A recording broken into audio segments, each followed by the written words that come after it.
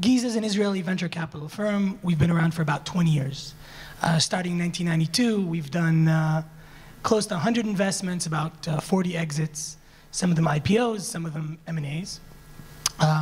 We manage about $600 million in 5 funds.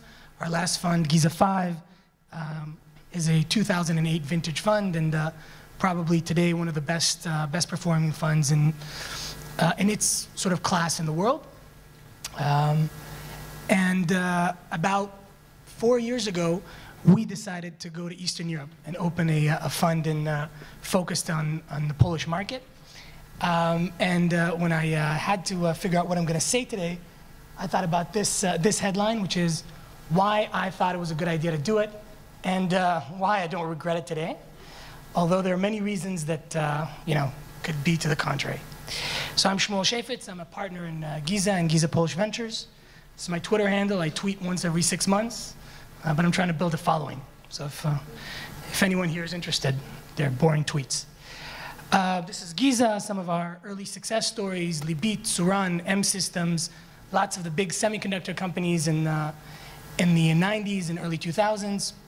Lately, we've done more internet, more storage, and more communication. Have also done very well. This year, we sold a company called Extreme.io to EMC for about $450 million. So we're very happy. And I wanted to give you a short rundown, of how this works, how this business works. So you're an entrepreneur. I think a lot of you are. You have an idea. There are a few ways to fund it. First is friend, families, and fools. The others are angels. You can borrow some money. You can go to a VC. That's me. You can go to a bank. Probably not going to work right now. You can go to a private equity firm. It's not going to work for you. You're too early. Or many other ways. How does the VC work?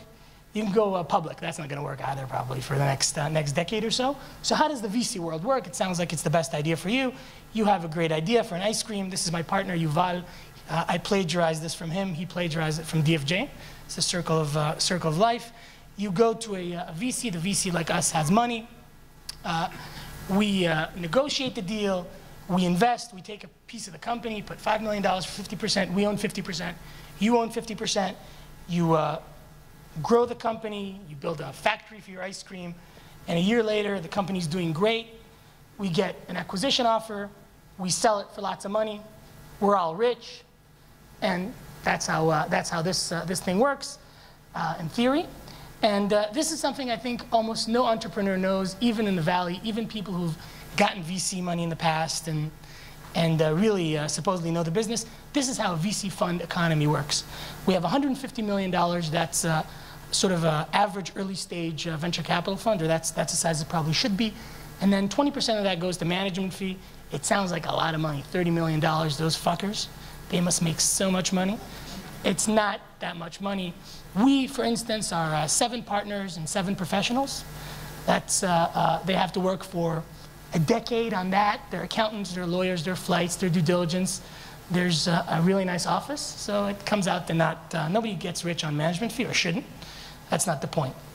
$120 million goes to investments, and we make about 15 investments. And unfortunately, 3 or 6 years later, half of them are going to go bust. Half of them are going to return the money, or 0.7 on the money, or 0.12 on the money. So they're not going to return much. A couple of them are going to do 5Xs, and hopefully 1 or 2 will do a 10X.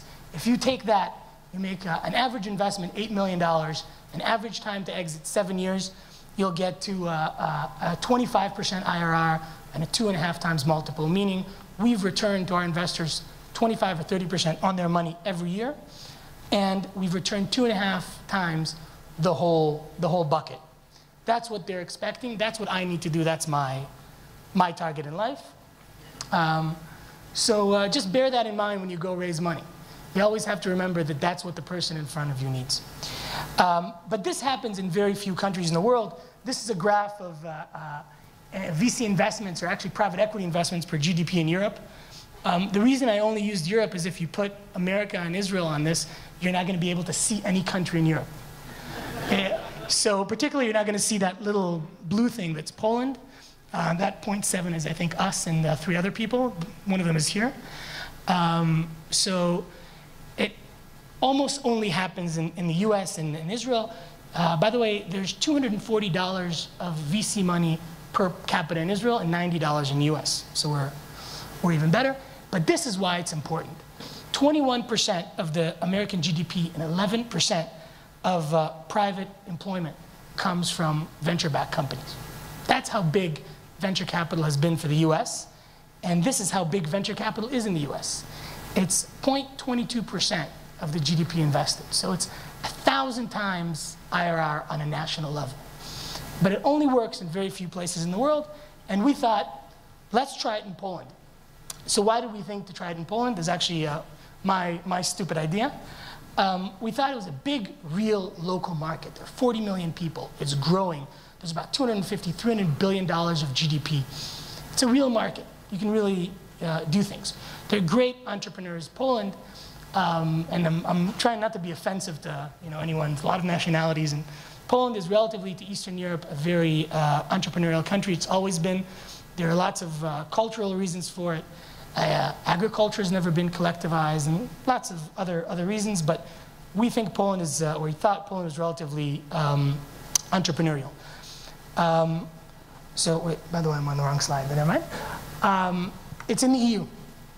It's in the EU, and that meant there's a lot of money on the table. That seemed like it was important. There are lots of smart, educated, entrepreneurial people. And there's government support for VC. There's a particular program that we participated in and we got some money from. And there were some early success stories. One of those early success stories is actually my partner, Mark Brzezowski, who in 1996 was an MA student in Germany. And he heard about Yahoo, and one of his professors gave him $10,000. He went to his hometown of Gdansk. He went out to Ukraine and got $100,000 from a tire salesman. He says he got it in a garbage bag. I don't know if that's a believable story, but that's the way he tells it.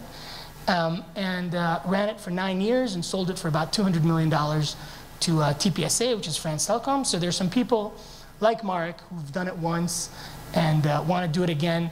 And there's some sense that it can be done. You can build a company for nothing and make it something. And I worked in Poland. I knew Poland. I was a consultant to the Polish government. And that sounds like an incidental thing, but it's very important. VC is a network business. You have to know people. And I knew some people, so we got cracking. And what do we look for? What do we look for when we're looking at a company? We look for a big, real target market. We look, which there are a few ways to look at it, by the way. I think Americans usually say, team is first. I think that's bullshit. You can have a great team with a crappy market, and it's never going to work. The first thing you have to look at is that people go to a big market that can produce a big exit, that can produce real sales. It's easy to pivot a product. People talk about pivoting. It's easy. You can pivot a product, but it's very hard to pivot a market. The team might not be the right team for it. It's very difficult. So you have to have a killer team. That is true. And engineers are very important. And in Eastern Europe, they're great engineers. The management is more important. In the long term, you can hire engineers, you can import engineers. There's lots of things you can do around it. I know that people talk about the leverage that great engineers give you, and that's true. They're worth 4 times, 10 times, 12 times, 18 times. That's all true, but in the end, leadership is what matters in a startup, period. And that leadership doesn't have to be technical, and that leadership isn't only one person. In the end, when you want to really grow a company, you need a great CTO and a great CEO and also a great COO and a great business development person and a great VP marketing. You need lots of people, and you need an edge. You need some sort of edge. You don't want to do more of the same. We see a lot of more of the same, so we'd like to have, and that edge can be in technology. You can have a great IP. You can have marketing. You can have design, but there needs to be some differentiator, some big differentiator. And the last thing is access to capital, which in Eastern Europe, of course, there isn't. So we went and started working on a Polish VC, and the first Polish VC. These are my partners. They're all, as you can see, a beautiful team. No women. So we started working on it in April 2009. I went to Poland, met 50 people in a week, presented the idea. Everybody said it was great. And then came back, presented it to my partnership in Israel. And they said, OK, go for it. Let's build a fund. And I thought it was going to take 6 to 8 months. That's what I told them. And it took 32 months to have a first closing of the fund. Many nights in Poland in the winter trying to understand why the hell I thought this was a good idea. We made our first investment January 2012, not including, I made an investment in a Polish social network called Grono. I did it a few months after Facebook decided that Poland was a market. That didn't work out. Shows you what I know, but I did learn a lot. And we have a $30 million fund. 50% of it is the Polish government. 50% is a bunch of Polish entrepreneurs, private investors. A big chunk of it is the management team. There are 3 Polish people in the management, 3 Israelis. It's a mixed group, and 3 great companies, plus another one that we just signed. That gentleman on the left is Marcin Beme, the CEO of Audioteka, which is Central Eastern Europe's leading audiobook platform. Fantastic company, and probably the best company I've ever invested in. Second company is Incuvo. It's a game studio, publicly traded company. VVDA in the Polish Stock Exchange. You're all welcome to partake. Doing very well. And Incuvo is a stealth startup in gaming. So we've made some investments, and after this very, very long prelogue, this is what we've learned in the process. So first of all, there are no free lunches. And there's a joke about a Russian governor and an American governor that go on a governor exchange program. And on the second day, the Russian governor goes to the American governor's house. He's got a mansion, he's got servants, he's got 3 cars in the garage. And they're having a couple of vodkas, and the guy says, Joe, the American says, yes, Sergey, how can you afford this on a governor's pay? It must not be that much money. And he says, you want me to tell you? Come with me. We're friends. Go to the window. You see that road over there? It's a great big highway. Yeah, 10% goes to me. And a few months later, he goes to Russia and he visits the Russian governor's palace. Huge thing, tens of cars, a jet. And he says, Sergey, how can you afford all this? A Russian governor must not make that much money. And he says, do you see that road over there? He says, no, that's how I can afford it. So government money is always does well in Eastern Europe. So government money always comes at a cost. Sometimes the cost isn't great. Sometimes the cost is great. You don't want the government to be too big a stakeholder in your company. I think the biggest problem with European technology today is the EU financing. The EU dumps a lot of money. It's very tempting. It's very easy. It always has strings attached. Always. There are always things that you need to do that you wouldn't do. You always have to apply for it and get grants and then find international partners and universities. And you see a lot of European companies, particularly Eastern European countries and places where private money is hard to get, that are basically today sucking government money for a living. And that drives you away from product, and that drives you away from your focus. And free money is dangerous. It creates a bad culture where you didn't work for what you have. On the other hand, you never look a gift horse in the mouth. So when someone offers you money, you should take it if you're a startup. I think that we've learned that there is some sort of a balance. It can't be and by the way, we took government money, as I said. But there has to be a balance. There has to be a balance between what you take and what you receive, how much of it you take in what stage. It's probably okay to take it in a seed stage. It's not okay to take it when you're on the A, B round, because then the company's really forming and you should get commercial validation. And again, it's okay if you need to build a big office complex or you want to hire 7,000 people in India, then it's okay to start talking about government subsidies again. But you have to be very, very minded about it. So the second thing that we learned is, and this might be a Polish phenomenon, but I don't think it is, that entrepreneurs around here are not focused. People tend to be doing 3, 4, 5, 6, 8 things at a time. I've had people come and pitch to me, and really they had 6 companies. So you say, you don't like the advertising? I also have ice cream shop. You don't like ice cream shop? I have platform for restaurants. You don't like, I have semiconductor company. 5 things. No, Focus. You're an entrepreneur. You do one thing. You are the CEO and founder of your company. It's the only thing you need to do. And you need to build expertise and experience. That's also, by the way, not a problem that we don't face in Israel. People go to places where they shouldn't be. I had an unnamed founder in Israel come to me, a woman maybe in her late 30s, early 40s, pitching a platform for bars. And she was talking about the platform. I told her, when was the last time you were at a bar? And she said, well, I don't go to bars, I have kids. So I told her, why would you do this? Why is this what you chose? And she started explaining to me about the bar world and the money, but she doesn't understand the product, she doesn't understand the world. So you need to create real expertise and real experience in the market that you're focusing on. On the other hand, they're great, inexpensive people here. They're very, very ambitious. We found unbelievable entrepreneurs. We found people doing things that really today is very hard to find in the US or in Israel. We had a company that we looked at in Poland that had a company bicycle. That's how lean and mean they were. They didn't give cars, they gave bicycles. That's, for me, a great experience coming from Israel, where everybody has a company car and everybody has a company credit card and everybody wants a raise every 6 months. We found that they're great, very, very cheap people. And I think you can leverage that. You can go to places where in the US, you just couldn't go. You can be less human resource efficient. So you can go to models where you take services on top of technology. It's very hard to do in the US. Engineers in the Valley cost $150,000, $200,000, and they get poached by Facebook or Google to get massages and free food.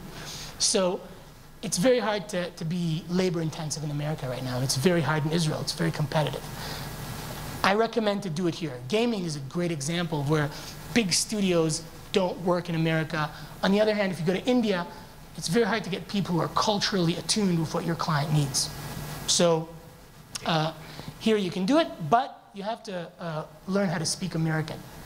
And that's a very important point, I think. I think a lot of Eastern European startups need a cultural lesson.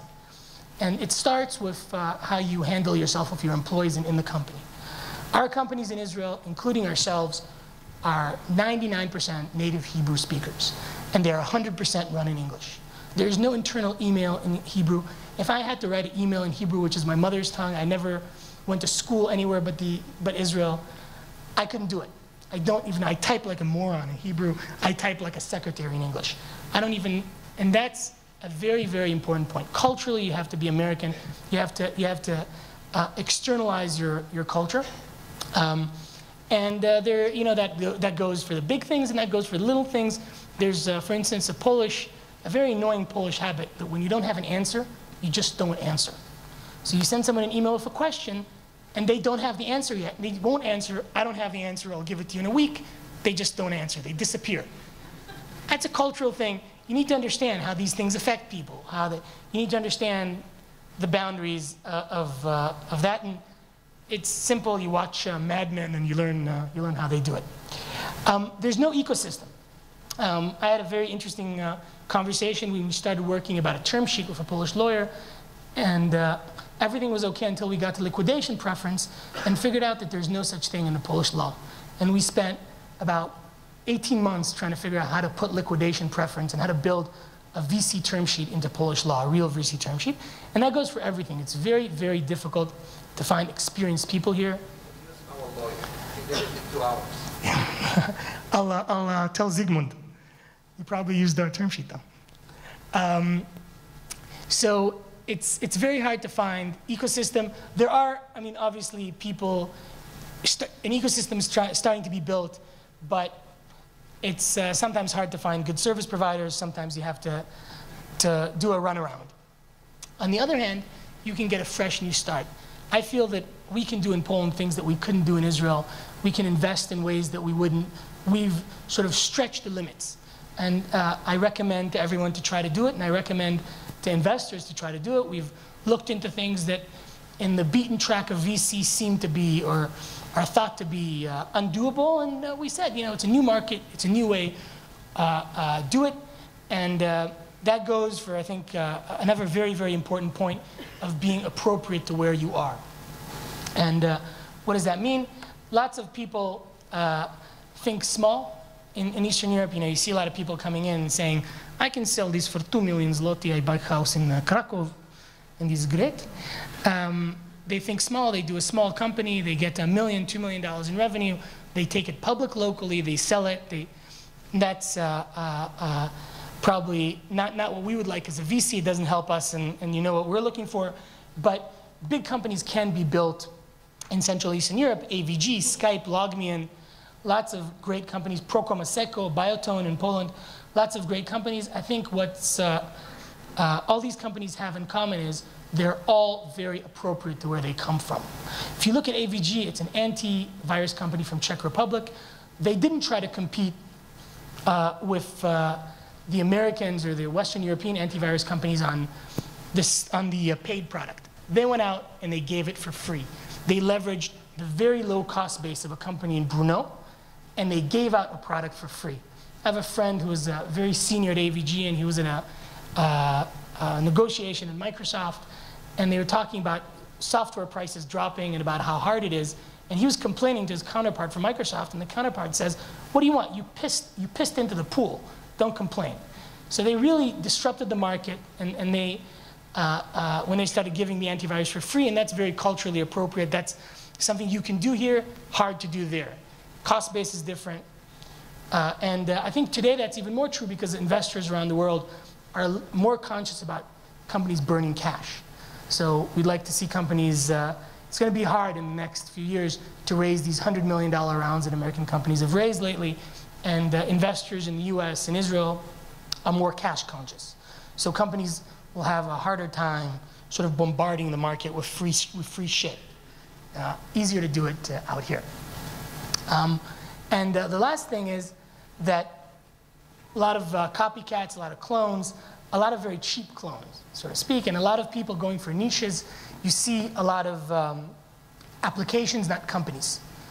That's obviously not going to bring the big returns. You have to think big. Going to the last slide, you have to think big, but you can think regional big. Between Istanbul, Warsaw, and Moscow, there are about 350, 400 million people.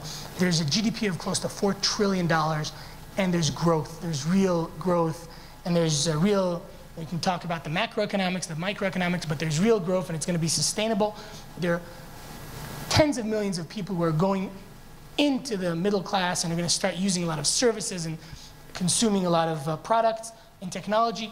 It's okay to think regional. For instance, one of our portfolio companies, Audioteka, has a regional strategy. Started off becoming #1 in Poland, went on to Czech Republic as #1, going to Turkey, it'll be #1 there, going to Russia, going to Sweden. So it's a regional strategy. A lot of times that's more doable than a pure local strategy, or on the other hand, an international strategy. Not every company should be in the US. You shouldn't only think that the US is sort of a holy grail that you have to be in. It's way more competitive. It's way more competitive. There are companies that are better funded than you are. There are people who understand the market better than you do. I think that's all the time I have. But questions? Thank you.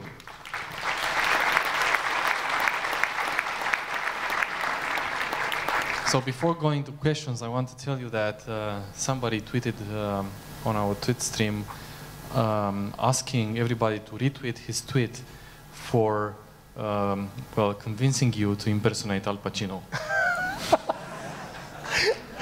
I don't know if I can. I need to think about it. It happens all the time? I mean, is it usual? The Al Pacino thing? Yeah. You have a great Russian accent. Thank you. Здравствуйте. Who tweeted it? Come on, don't be a pussy.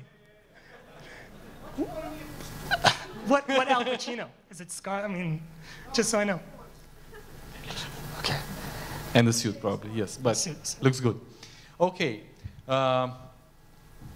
Guys, questions? One over there. Okay, so can you give us more details why it took 32 months until you closed the first deal in Poland? Because you would expect you have entrepreneurs, they just want cash, you have a lot of ideas. It was winter. Yeah, it was winter. I was stuck in a small apartment in Warsaw. It took 32 months because I think we went in and we didn't exactly understand what we were going into. we thought it would be replicating what we did in Israel, which is basically replicating what people did in the US. And I hope you took away from this conversation that it's not. It's not replicating it on the startup level, it's not replicating it on the fund level. It's a new thing, it's a different thing. You have to be very, very culturally appropriate. And what we did in the 32 months is we recruited 2 unbelievable partners. Fantastic people, great professionals who know Poland, who are Polish. They could be VC partners in Sequoia in the Valley, they could be VC partners in anywhere in the world. They're Polish, they know the market, and that's the big differentiator. You can't, you have to know where you are. It's a local business.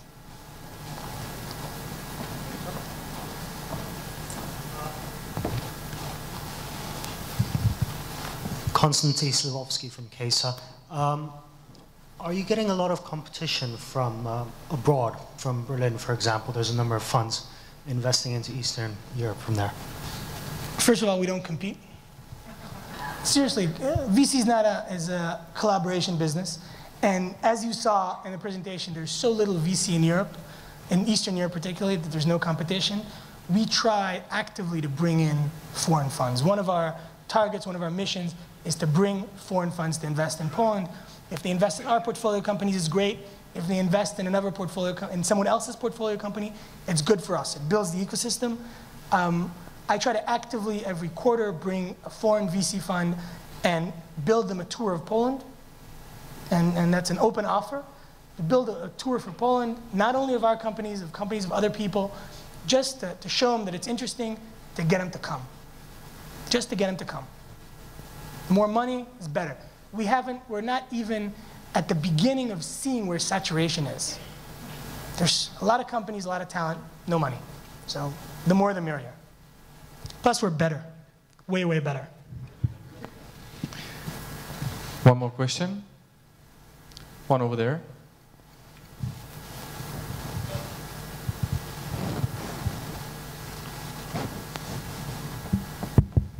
Okay. What would be like 3 to 4 main cultural differences between Central Eastern Europe and USA regarding to venture capitals? To venture capital or startups? There is no Central Eastern European venture capital. Startups culture then. Well, I think it's not as much cultural as it is a gap, a huge gap in experience and expertise. So it's very, very hard to find in Eastern Europe someone who's done it before. How many people here are entrepreneurs? How many people are venture-backed? How many people are venture-backed by a foreign venture capital fund? It's one. So he's a speaker. Speaker, okay. So for each of the 50 entrepreneurs in the room, you have to know one guy to talk to them about how this works, to get the network, to build the network. If you're in the Valley and you're sitting in a coffee shop, in a random coffee shop, in a Starbucks, and say, how many people are entrepreneurs? Everybody are going to raise their hand. How many people are venture-backed? Everybody are going to raise their hand. It's very, very, very easy to get the network, to build the network, to build the expertise. There's a great ecosystem, and that's the #1 challenge that we have here, and that's the #1 difference between startups here in America. On the cultural level, the #1 thing is focus. Americans know how to focus, and they know how to be professional. They know how to write memos. Sometimes it's very, very annoying. They know how to be bureaucratic. People in sort of emerging markets want to build shortcuts. They don't want to learn. They don't want to read. They don't want to become experts. They want to rush to the business part. They want to make money now. And that's a big hindrance. And although I think that's changing, there's a new generation of people who know more people, and I think have an easier time concentrating. All right. Thank you.